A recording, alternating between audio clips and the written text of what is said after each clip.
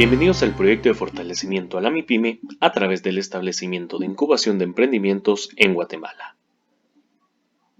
Este programa llega a ustedes gracias al Ministerio de Economía del Gobierno de Guatemala y al Fondo de Cooperación Internacional para el Desarrollo ICDF Taiwán. Nos adentramos en el tercer módulo, estrategias en redes sociales, y en la sección 1 vamos a tocar el tema de brief de estrategia digital. Cuando nosotros hablamos de un brief de marketing digital o un brief en estrategia digital, vamos a darnos cuenta que un brief es un cuestionario que nos permite situarnos en la situación actual, en todas aquellas necesidades que nosotros como cliente podamos tener respecto a alguna empresa que nos quiera prestar sus servicios digitales, o bien es un cuestionario en el cual nosotros vamos a poder realizar un diagnóstico con base a nuestras necesidades a nivel digital. Cuando nosotros vamos a hacer un brief, no precisamente eso quiere decir que vamos a requerir de los servicios de una agencia digital o de una empresa que nos preste este tipo de servicios. El brief es el primer gran paso para que nosotros podamos definir una estrategia. En la medida que nosotros hagamos un brief, ya sea para poder trabajar con alguna empresa externa o bien para poder trabajar al interno nuestra estrategia digital, en la medida que mejor lo hagamos, más información vamos a tener y por ende vamos a poder hacer mejores estrategias. El brief, vamos a darnos cuenta que tiene varias características. Tiene que ser personalizado, escrito y tiene que ser auténtico, breve y conciso. Nos vamos a dar cuenta que crear un brief es un proceso único, ya que esto va a depender no solo de las necesidades de la empresa, de las capacidades, de las habilidades que tengan las personas al interno o bien de las necesidades que nosotros vayamos a requerir si necesitamos alguna empresa externa. En este caso, como les decía, es completamente personalizado porque también aquí vamos a depender de temas de presupuesto, vamos a depender de temas del conocimiento de cliente, entre otros. También estamos viendo que tiene que ser escrito y cuando decimos que tiene que ser escrito nos referimos que en la medida que nosotros dejemos plasmado nuestro brief, mejor control y orden vamos a tener por ello. En este caso, si nosotros llegamos a establecer un brief, a responder todas las preguntas necesarias, pero si no lo plasmamos en un documento escrito, simplemente van a ser palabras dichas al aire. Entonces, primer paso, personalizado. Segundo paso, escrito. Y tercer paso, un brief. Recordemos que no tiene que ser un documento de 100 páginas, de 50 páginas. En la medida que más breve y conciso nosotros lo elaboremos, va a ser mucho mejor porque va a ser más entendible. También nos vamos a dar cuenta que el brief tiene una estructura de base. Vamos a ver que tenemos los datos generales, los datos de mercado, la competencia, los objetivos, el nivel de digitalización y también preguntas complementarias. En el primer apartado de los datos generales, aquí podemos responder preguntas de la situación actual de la empresa. Podemos enfocarnos, por ejemplo, en los productos que vendemos, las sucursales que tenemos, niveles de rentabilidad. Podemos ver ciudades, departamentos o países en donde nosotros tenemos presencia o inclusive quisiéramos llegar a tener. ¿Cuál es la historia de la empresa también? Que este es un factor muy relevante para que nosotros veamos cuáles son todos los antecedentes con los cuales nos tenemos que basar. También algo muy importante dentro de los datos generales que a veces no se mencionan pero que sí es importante que nosotros coloquemos es el análisis PEST. El análisis PEST, para quienes no lo conozcan, es el análisis de los aspectos políticos, económicos, sociales y tecnológicos que estén englobando a la empresa, ya sea en sus necesidades o bien que en algún momento uno de estos factores pueda llegar a afectarle. También nos vamos a dar cuenta en el apartado número 2, lo que es el mercado o el grupo objetivo, nos vamos a dar cuenta que aquí tenemos que adentrarnos en nuestro cliente ideal. Por eso previamente habíamos creado nuestro buyer persona y por ello aquí nos vamos a centrar pues no solamente en lo que ya conocemos de nuestro cliente, sino también vamos a profundizar en cuáles son aquellas necesidades o problemas que nuestro cliente tiene y que nosotros podemos llegar a solucionar, cuáles son esas carencias, esos dolores que vamos a satisfacer con nuestro producto o con nuestro servicio. Vamos a adentrarnos también a que si la persona o nuestro cliente pertenece a algún nicho de mercado o bien grupos de interés en los cuales nosotros podamos llegar. Aquí podemos tomar como referencia también grupos, asociaciones, creencias religiosas, grupos de interés que podemos estar tomando en cuenta para nuestro mercado. Y también algo muy importante dentro de nuestro mercado es saber por qué las personas están comprando o bien por qué las personas no están comprando. Cuando nos adentramos en la competencia, es importante que nosotros sepamos y conozcamos quiénes son nuestros competidores directos e indirectos. Recordemos que aquí tenemos dos tipos de competencia.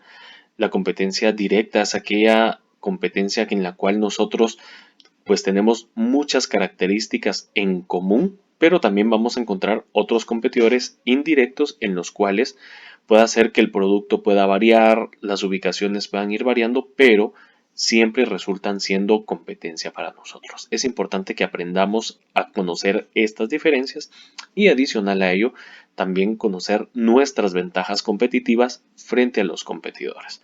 Aquí un dato muy importante es si queremos conocernos a nuestros competidores o si no nos queremos parecer a ellos. Si en algún caso nosotros decidimos optar por una estrategia muy similar a la de nuestra competencia, es importante que nosotros veamos qué factores queremos copiar.